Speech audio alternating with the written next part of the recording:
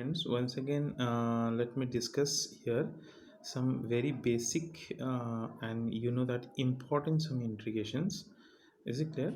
Where some techniques are sometimes used. You can see in the example here it is given, right? Integrations from 0 to pi by 4 sine 4x dx integration kar rahe hain isko. So how we do this one, right?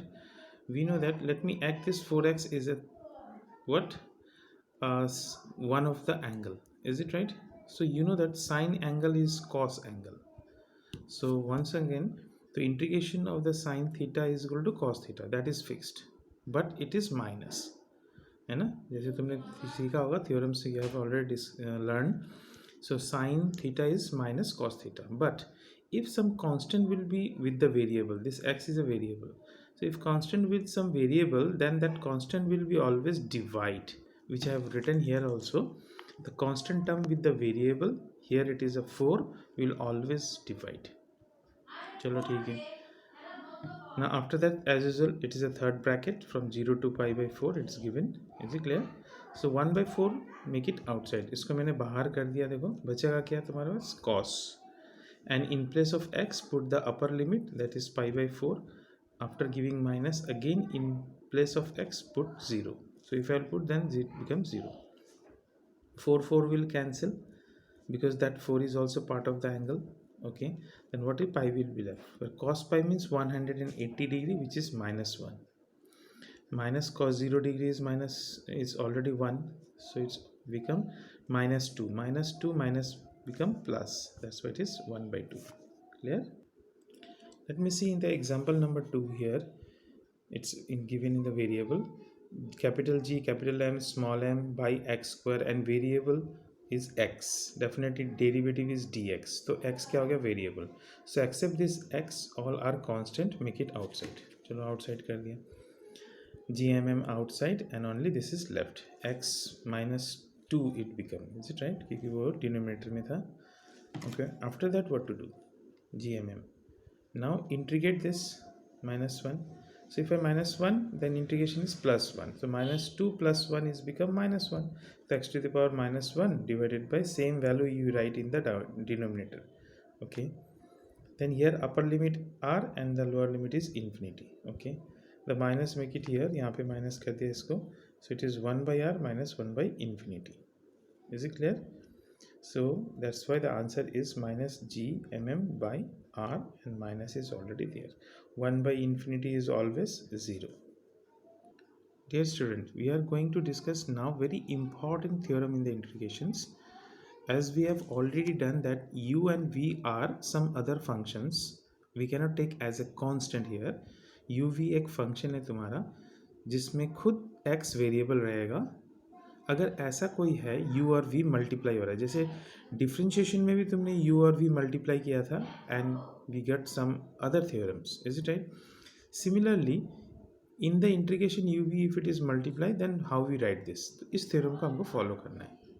थोड़ा बहुत बड़ा दिख रहा है इसमें, तो follow क्या करना है देख लो. इसमें u फर्स्ट वाले को कांस्टेंट रखा, सेकंड को इंटीग्रेट किया, माइनस लगा के integration, the whole integration. Whole में क्या आएगा, पहला जो फर्स्ट था उसको डिफ्रेंशिएट करना है, फिर जो सेकंड जो तुमने इंटीग्रेट किया फिर से यहाँ करना है. लेकिन ये इन दोनों का आंसर जो भी होगा उसको फिर से इंटीग्रेशन करना है. Once again you have to integrate this. So थोड़ा बड़ा दिख रहा है लेकिन ऐसे ही है. कुछ एग्जाम्पल्स तुम्हारे सामने मैंने लाया है. Is it right? So this is the example of u and v. Just see, ये u हो गया और ये हो गया तुम्हारा v. तो देखो u को मैंने कांस्टेंट रखा, v को इंटीग्रेट किया, माइनस इंटीग्रेशन. अब होल क्या करेंगे, फर्स्ट वाले को क्या करना है, डिफ्रेंशिएशन, और सेकंड वाले को फिर से इंटीग्रेट करना है. कर दिया इसमें. Here you got it, it is x square minus cos x minus sine का integration cos x minus cos x. अब तुम बोलोगे सर कहाँ से आया ये, तो मैंने पहले बोला था कि आंसर जितना भी डिफ्रेंशिएशन का मिलेगा उसको इंटीग्रेट करेंगे तो उसका ऑपोजिट क्वेश्चन हो जाएगा इंटीग्रेशन का आंसर. तो now tell me what is the cos x, differentiation of cos x क्या है, माइनस साइन एक्स. तो साइन एक्स को इंटीग्रेट कर लो, तो लेकिन माइनस तो कहीं नहीं जाएगा, माइनस यहाँ पे आ जाएगा, minus cos x minus.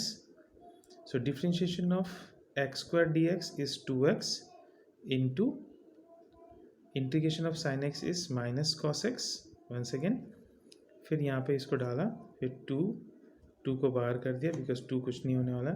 X, इसका आंसर देखो, इज इट राइट?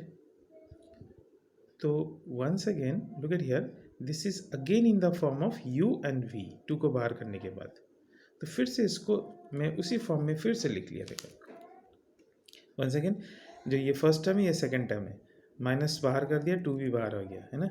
तो x and cos x, integration of cos x minus differentiation of x into integration of again cos x। So in this way integration of cos x is sin x, is it right? And याद रखना है इसमें dx का 1, dx by dx is 1, cos x का again sin x। Is it clear? In this way we got the answer, here it is. ये answer को लिख लिया। I have another example of with the log. तो जब भी log x दिया जाएगा ना, इसको इस तरह से टेक्निकली फॉर्म करना है। log x का आंसर नहीं निकाल पाओगे तुम until and unless you cannot use the technique. What is the technique? log x u हो गया और इसमें 1 मल्टीप्लाई कर देते हैं, 1 को तुमने क्या बना दिया, v। तो देखते हैं log x कांस्टेंट, 1 को इंटीग्रेशन माइनस फर्स्ट टर्म को डिफरेंशिएशन, सेकेंड टर्म को फिर से यहाँ पे इंटीग्रेशन। तो 1 dx क्या होगा, x हो जाएगा। और log x, differentiation of log x is 1 by x। How? Because integration of 1 by x is log x। Is it right? तो ध्यान में रखना है, ये जस्ट ऑपोजिट है, उस थ्योरम को अप्लाई करना है इसमें। We have already done this. So log x, 1x का x आ गया, यहाँ पे इस फॉर्म में आ गया, x इज कैंसिल, 1 फिर से आ गया, integration 1 is x।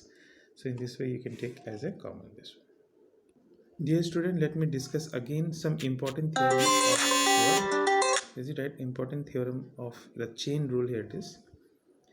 Chain rule में क्या करते हैं इसमें देखो, dy by dx I know it's a form of the differentiation. इसको हम लोग कैसे लिख सकते हैं, dy, नीचे मैंने du लिखा, फिर ऊपर du लिखा, तो du कैंसिल बाई dx। तो overall this and this form are equal. इसको कहते हैं चेन रूल। तो कब, when we use this chain rule, कब यूज़ करते हैं? देखो एक एग्जांपल हमारे सामने है, मैंने लिखा y is a function with sine cube some theta, find dy by dx। तो ये थीटा बहुत बड़ा है, is it right, multiple form, तो इसको मैंने एक सिंगल फॉर्म में लिखा, लेट इट इज़ u। तो u क्या है, u is equal to 4x + 1।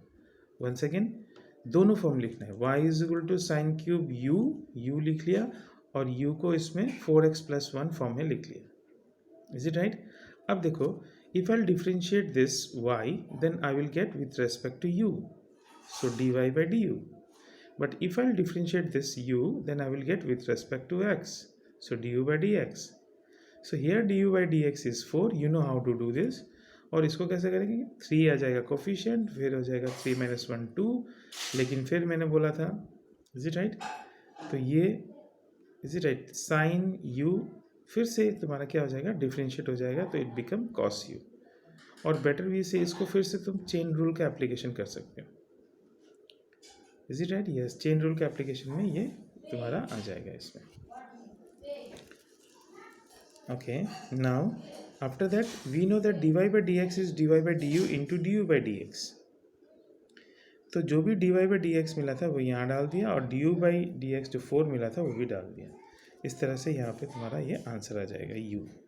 And we know that what is u, 4x + 1 दिख रहा होगा, यहाँ पे 4x1 को डाल दिया इसमें। There is another example I take here, it is tan square theta, theta लेकिन फिर से वही, तो फिर वही लिखो, u लिखा, u क्या है तुम्हारा, square root of x, dy by du लिखा, 2 tan u, 10 को फिर से डिफ्रेंशिएट करो, sec square u, ये फॉर्म है तुम्हारा इंटीग्रेशन करने का। सिर्फ tan थीटा होता तो आंसर एक ही हो जाता, sec स्क्वायर, बट ये स्क्वायर है, तो पहले तुमने स्क्वायर का फॉर्म लिखा, फिर इसके बाद देखो इसके साथ तुम्हारा 10 लगा हुआ है, तो इसको फिर से तुमको क्या करना है, डिफरेंशिएट करना है। ये तुम्हारा फॉर्म है, करना है इसमें। du by dx, definitely it is half आगे आ जाएगा, because square root means to the power half, half आ गया, और half - 1 is -1/2। Again we write in the form of d y by d x, फिर से वही यहाँ से जो d y by d y मिला यहाँ डाल दिया और डी वाई डी एक्स को यहाँ पर डाल दिया और ये हमारा आंसर है। एक बड़ा सा क्वेश्चन है, देखो x दिया हुआ है, y दिया हुआ है, right, and this find d y by d x. तो मैंने क्या किया, इसको डी एक्स को डिफ्रेंशिएट कर दिया विथ रेस्पेक्ट टू थीटा और इसको कर दिया विथ रेस्पेक्ट टू भी थीटा। लेकिन थोड़ा बड़ा सा रूल है तो फिर से देखो, इसको गौर से देखना। ये तुम्हारा तो डिफ्रेंशिएट कर रहे हो, लेकिन क्या क्या फॉर्म है, u एंड v फॉर्म है, u v फॉर्म में हमने इसको डिफ्रेंशिएट किया, u v फॉर्म में किया है इसको, तो ये हमारा आंसर आ जाएगा। करके देखना, इज इट क्लियर। फिर d y by d x को भी किया, लेकिन फॉर्म क्या है हमारा, d y by d theta. तो d y by d theta तो ठीक है, लेकिन दूसरा फॉर्म है d theta by d x, लेकिन हमको मिला था d x by d theta, तो इसको इन्वर्स में लिखना है। तो इन दोनों को इन्वर्स में लिखने से ये कैंसिल, ये कैंसिल, सिर्फ ये बच जाएगा sine theta by cos theta, right. तो check your answer, if not satisfied then please send me. Dear student, let me give you some homework, so please write down, this is the homework, solve the following, है ना, इसको solve करना है। This is question number 1 and this is question number 2, cot x, I know you can do this, sec, and after that this one। 4 questions मैंने दे दिया तुमको। Let me give you some more question and the integration, solve this also।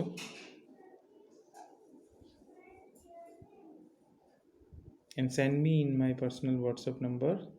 उस questions का answer भी लिख लो, देखो अभी अभी जो दिया था मैंने आंसर, ये आंसर दिया हुआ है, तो सॉल्व करके ट्राई करो, अगर नहीं मैच करता है तो बताना। This is also one of question, ये डिफ्रेंशिएशन का क्वेश्चन है, please solve this and give me the answer. और ज़रूरत नहीं है, मैं आंसर दे देता हूँ, अगर मैच नहीं करता है तो सेंड करना। These are the answers of अभी अभी जो क्वेश्चन दिया।